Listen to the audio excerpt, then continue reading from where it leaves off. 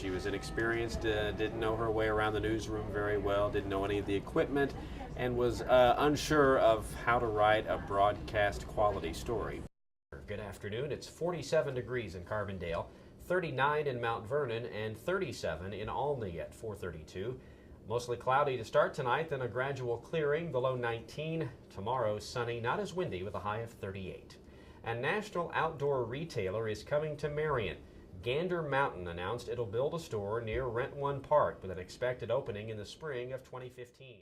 One good thing that she did, that I thought, when she first came in and we started showing her around, showing her how to use equipment, that sort of thing, she took a lot of notes. She had a notebook that she brought with her, and she wrote everything down that we told her to do, and she would refer back to that very often for the first several weeks that she was in here, and that allowed her to, I think, learn a little more quickly, pick up on things quickly.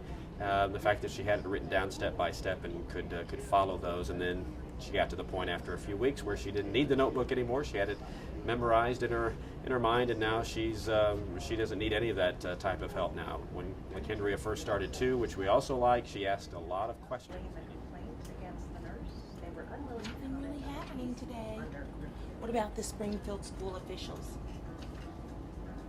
Speaking out in both support and opposition of a proposal overhauling the state school funding formula. Teachers and superintendents traveled to Springfield for a rally and House committee hearing yesterday. That's cool. If you go to news minutes,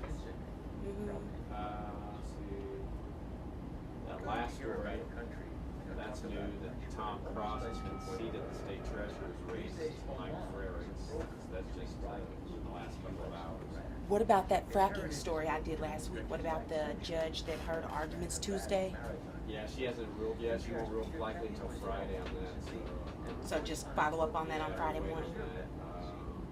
You do that. If you go to the rundown, there's a Gander Mountain Marion story about this new outdoor retailer that's coming to Marion next year. That's something new. Really anything in the rundown or above where it says nature moments feature, anything above that is all new to any of those stories. Okay. And what about this story about Illinois lawmakers have one more chance to approve a state-run health insurance marketplace during the fall legislative session that starts today? I would move your second story up to the top as the lead story. It's more local, talking about a local man sentenced to prison for setting his girlfriend on fire. That's something that'll get people's attention. It doesn't happen that often around here, fortunately. And the other two stories are both related to state lawmakers and issues they're dealing with, so those would be better grouped together. So I would just put the story about the sentencing first and then group the two state legislative stories together after that. I think that'd make it flow better for you.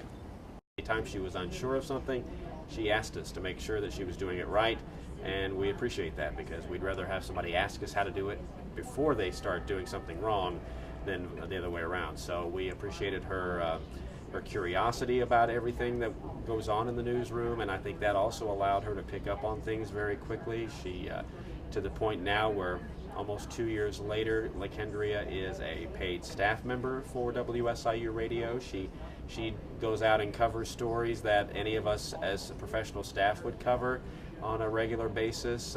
She's covered recently a governor's visit to the area. She's covered other lawmakers who have come to the area.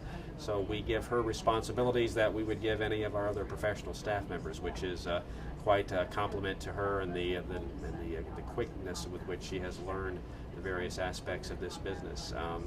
To say LaKendria is outgoing and has a bubbly personality would be an understatement. She brings a lot of life to the newsroom here. We tend to get focused in on what we're doing, and there's not a lot of bantering back and forth unless it's something specific to a story, but she brings a lot of energy into the newsroom, which we appreciate. She does that with our professional staff as well as our fellow students who work in here with her. So she brings an energy that is much appreciated here in the newsroom, and I think she has a bright future ahead of her, and no matter what aspect of the broadcasting field she decides to go into, it's going to be fun to watch her progress as she moves along in her career, and we wish her all the best. WSIU Radio News, I'm LaKendria Kenner. It's 6:04. Tonight, mostly cloudy, then gradually becoming clear with a low around 19. West-northwest wind 5 to 7 miles per hour, becoming calm after midnight. Tomorrow, sunny with a high near 38. Calm wind becoming west around 6 miles per hour. A Southern Illinois man has been sentenced to 30 years in prison for setting his girlfriend on fire. WSIL TV reports 30-year-old Christopher Rollins of West Frankfort was sentenced Tuesday morning in Franklin County Court. He was convicted in September of dousing Tessa Leach with cleaning solvent and setting her ablaze. Rollins had accused her of being unfaithful. Leach survived the August 2012 attack, but was burned over much of her body. Rollins waived his right to trial by jury and had a one-day bench trial. He has been in custody at the Franklin County Jail since he was arrested in August 2012. Illinois lawmakers may have one more